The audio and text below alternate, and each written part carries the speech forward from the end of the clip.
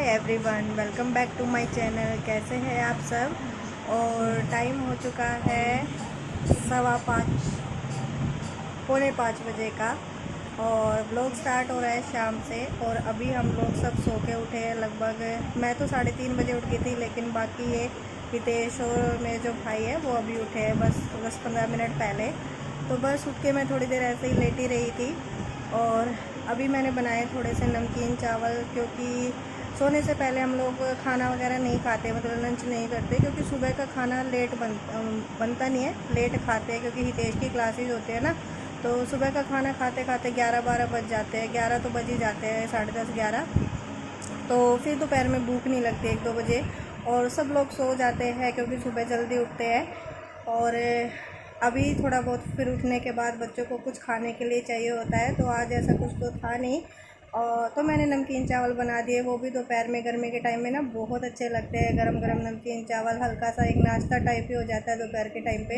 तो बस वो बना के आई हूँ मैं अभी, और बाकी सब अंदर टीवी देख रहे हैं, हितेश बाकी सब। और ये लोग जल्दी उठते हैं सुबह, क्योंकि यहाँ पे सब लोग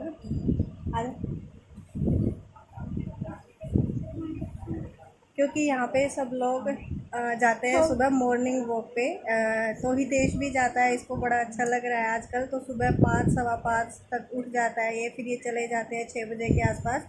और 1 घंटे में आता है, मतलब आ जाते हैं 1 घंटा 1.5 घंटे के आसपास।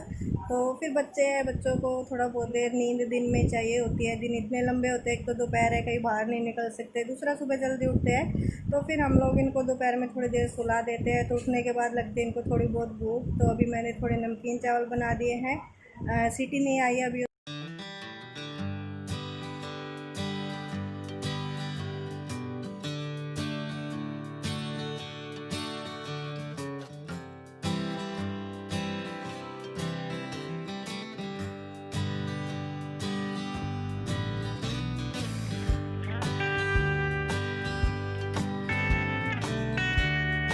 तो चावल बन चुके थे, उसके बाद मैंने सब लोगों को डाल दिए थे, हितेश को, मेरे और मेरे भाई के। और हम 3 लोग ही हैं जो दोपहर में खाना खाते हैं। मम्मी नहीं खाती है, क्योंकि मेरी मम्मी की स्टार्टिंग से आदत नहीं है 3 बार खाना खाने की, बस वो सुबह खाती है। सुबह के सारे काम निपटा के नहा धो के पूजा करके तो 11-12 बज जाते हैं उनको घर के काम करने में। तो उसके बाद ही वो खाना खाती है, और फिर वो सीधे शाम को खाती है। तो बीच में दोपहर में वो खाना नहीं खाती हम लोगों की तरह। हम लोगों को आदत है 3 बार खाने की। तो बस खाना वाना खाने के बाद यहाँ पे मैं लग गई थी अपने शाम के कामों में। तो हम लोग यहीं पे सोते हैं दोपहर के टाइम पे, चारपाई लगा के और कूलर लगा लेते हैं। तो बस कुछ चादर वगैरह ओढ़नी पड़ती है, वो सारे मैं फ़ोल्ड करके रख दूँगी। और जो चारपाई वगैरह बिछाते हैं उनको भी मैं साइड में लगा दूँगी। और हमारा ये जो घर है वो काफ़ी पुराना है। जब सीमेंटेड घर नहीं बनते थे तो ये सारा जो घर है ना वो मिट्टी से बना हुआ है, मतलब ईंटों के बीच में मिट्टी लगाई हुई है। तो बहुत ठंडा रहता है ये। आजकल जो मकान बनते हैं वो सीमेंट का यूज़ करके बनते हैं, तो उनके अंदर जो दीवारें हैं वो बहुत गर्म हो जाती है। लेकिन इसमें ऐसा नहीं है, यहाँ पे बहुत गर्मी होने के बाद ही गर्मी लगती है, अदरवाइज़ थोड़ी बहुत ठंड लगती है कूलर के सामने। तो चादर वगैरह ओढ़नी पड़ती है। और उसके बाद मैं यहाँ पे लगा दूँगी झाड़ू, क्योंकि शाम को भी झाड़ू लगानी पड़ती है, थोड़ा बहुत होता ही है गंदा, बच्चे खेलते रहते हैं। और घर के काम आप कितने भी कर लो, ख़त्म होने का नाम ही नहीं लेते हैं। आप अगर 1 मिनट भी रेस्ट ना करें तो घर के काम 24 घंटे चलते ही रह सकते हैं। तो बस यहाँ पे मैं सारे घर पे झाड़ू लगा दिया। उसके बाद जो गेट है उसके सामने हम लोग शाम को बैठते हैं। बहुत अच्छा लगता है, यहाँ पे सब लोग ऐसे अपने घरों के सामने बैठ जाते हैं शाम के टाइम। और हमारी ये जो गली है वो बिल्कुल बंद है, मतलब यहाँ आगे जाने का रास्ता नहीं है। पूरी गली में सिर्फ 5 या 6 ही मकान है। तो सब लोग अपने अपने घर के सामने बैठ जाते हैं। तो बस घर के सामने सब लोग अपने साफ़ रखते हैं, ऐसा नहीं है कि यहाँ पे गंदा होता है गली के अंदर।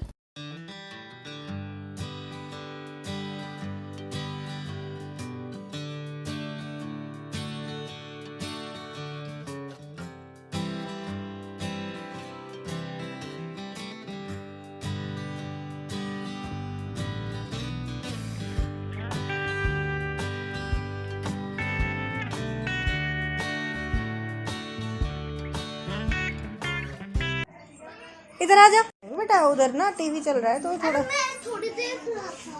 फैन चला दूँ। कौन सा वाला चलाऊं? इधर वाला ब्राउन, ये वाला? लाइट भी ऑन करूं? ठीक है, अंधेरा है ना। लाइट तो उधर आ फिर। नहीं गुड्डो, इधर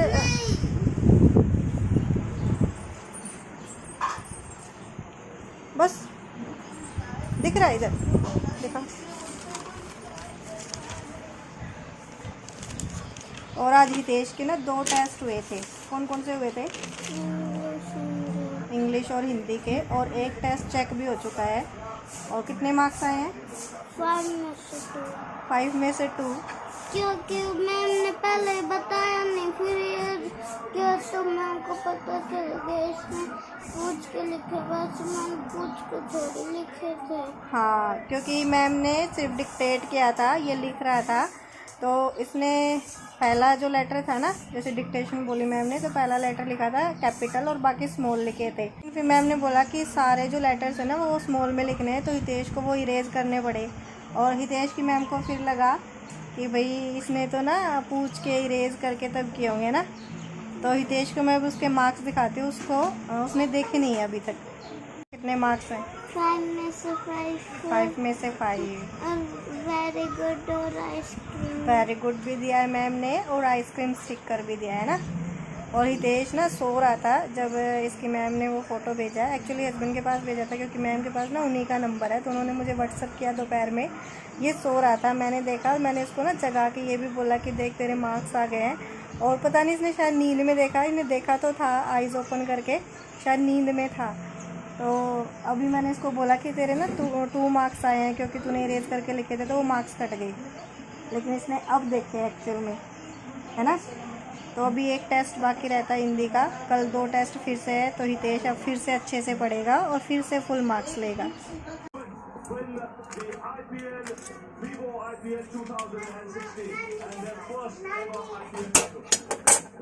Before I introduce the presentation party, it's only fair for the BCCI to thank all the sponsors of the Vivo IPL, and that's Vivo, Vodafone, Yes Bank, Free Charge, Maruti and CSI.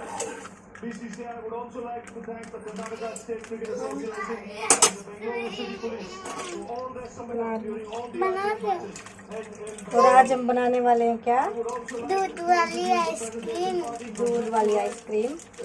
तो दूध को भी मैं चढ़ा रही हूँ पकने के लिए, क्योंकि इसको बहुत टाइम लगेगा पकने के लिए। तो धीमी धीमी आंच पे ये पकता रहेगा, बाकी ये काम भी होते रहेंगे साथ के साथ। और 1 लीटर दूध लिया है मैंने, फुल क्रीम वाला।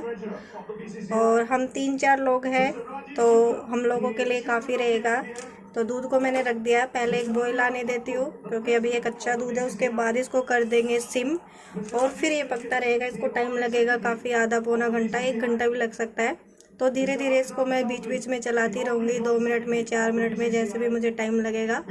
जैसे खोया बनता है ना, तो उतना ही टाइम इसको लगभग लगेगा। बहुत ज़्यादा थिक करना है इसको, तब जाके अच्छे वाली आइसक्रीम बनेगी। तो अभी दूध को मैंने चढ़ा दिया है और गैस को अभी फुल रखा है। जब दूध में बॉईल आ जाएगा तो गैस को मैं कर दूँगी सिम।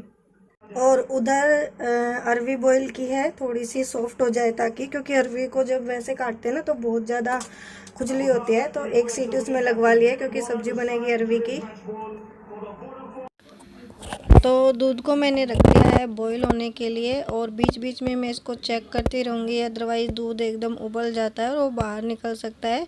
तो बस मैं बीच बीच में इसको चलाती जा रही हूँ, 1-1, 2-2 मिनट के गैप में। और साथ के साथ मैं अपने जो बाकी के काम है शाम के, बर्तन वगैरह के, वो मैं कर लेती हूँ, क्योंकि शाम को चाय वगैरह बनती है तो बर्तन वगैरह हो ही जाते हैं। तो बस यहाँ पे मैं अपने काम निपटाती जा रही हूँ। उधर मेरा दूध भी बॉईल होता जा रहा है, और इस दूध को पकने में बहुत टाइम लगता है, 1 घंटा तो मिनिमम लग ही जाता है। लग गया था मेरा 1 घंटा। तो धीमी धीमी आंच पे पकता रहा, और मैं भी अपने बाकी के सारे काम निपटाती रही। तो इस तरीके से काम करना थोड़ा सा ईजी हो जाता है हम लोगों के लिए। और इधर चल रही है हितेश की मस्ती, और ये साइकिल इतनी बड़ी है फिर भी ये इसको लेके घूमता ही रहता है।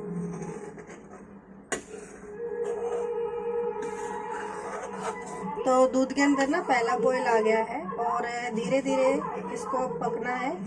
और जैसे इसके ऊपर ये मलाई आती रहेगी, इसको किनारों से हटा के वापस इसी में ऐड कर देना है ताकि अच्छा मलाई वाला दूध बने और अच्छे वाली कुल्फी जमे, बिल्कुल मलाईदार होती है। और तली से ज़रूर चलाना है, अदरवाइज दूध नीचे तली में लग सकता है। तो इसको चलाते रहना है थोड़ी थोड़ी देर के बाद, ऐसा नहीं कि आप रख के और भूल जाए है।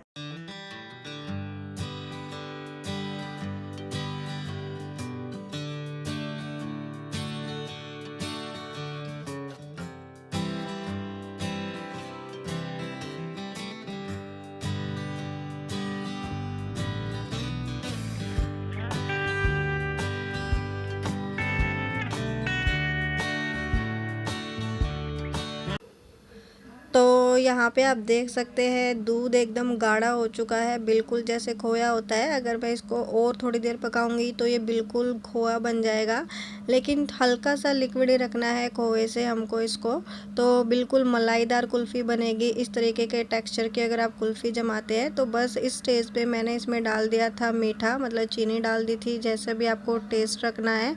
और इन लोगों को बड़ी जल्दी हो रखी थी कि बस फटाफट से कुल्फ़ी जम जाए और हम लोग खा ले, तो ये भी किचन में घुसे हुए थे दोनों ही। तो यहाँ पे मैंने मीठा डाल दिया था, उसके बाद थोड़े से मैंने ड्राई फ्रूट डाले थे, और ड्राई फ्रूट में मैंने सिर्फ डाले थे थोड़े से बादाम, और जो खरबूजे के बीज आते हैं वो रखे थे, वो भी मैंने डाल दिए थे, उनका भी बहुत अच्छा टेस्ट आया था। तो अच्छे से मैं इन चीज़ों को मिक्स कर लूँगी और थोड़ा सा इसको ठंडा कर लूँगी, उसके बाद मैं इनको डाल दूँगी जिस भी बर्तन में मुझे इसको फ्रीज़ करना है। एकदम से गरम गरम इनको फ्रीज़ नहीं करना है। तो मैंने मिक्सचर को थोड़ा सा ठंडा कर लिया था पंखे की हवा में। उसके बाद मैंने ये जो डिस्पोजल कॉफ़ी कप आते हैं इनमें मैंने इनको फिल कर दिया था, लेकिन इसमें इसको जमने में थोड़ा सा टाइम ज़्यादा लगा था। आपके पास अगर कांच का कोई बर्तन है या स्टील का, या फिर जो कप आते हैं आइसक्रीम वाले, वो भी आप यूज़ कर सकते हैं। इनमें अगर आप यूज़ करते हैं थोड़ा सा एक्स्ट्रा टाइम लगता है आपको नॉर्मल टाइम से, लेकिन हाँ जम जाती है आपकी। तो बस सारे जो मोल्ड थे वो मैंने फिल कर दिए हैं। इसको सिल्वर रैप से मैं ऊपर से ढक दूंगी, और साथ में मैंने इनमें लगा दी थी आइसक्रीम स्टिक, तो ताकि बाज़ार वाली आइसक्रीम का लुक इस पे आए। मैंने 1 लीटर दूध लिया था और 1 लीटर में 5 लोगों के लिए आइसक्रीम बनके तैयार हुई थी। अगर आपको कम ज़्यादा रखना है आपके फैमिली मेम्बर के अकॉर्डिंग, तो आप दूध की क्वांटिटी भी कम ज़्यादा कर सकते हैं। तो बस इसको मैं अब फ्रीज़ कर दूंगी और सुबह तक ये अच्छे से हो जाएगी। और इसी के साथ करते हैं इस वीडियो को यहीं पे एंड। मिलते हैं नेक्स्ट वीडियो में। अगर आपको वीडियो थोड़ी भी पसंद आई है तो प्लीज़ वीडियो को लाइक शेयर कमेंट करें। चैनल पे नए हैं तो चैनल को सब्सक्राइब करें। तब तक के लिए bye bye, take care, thanks for watching.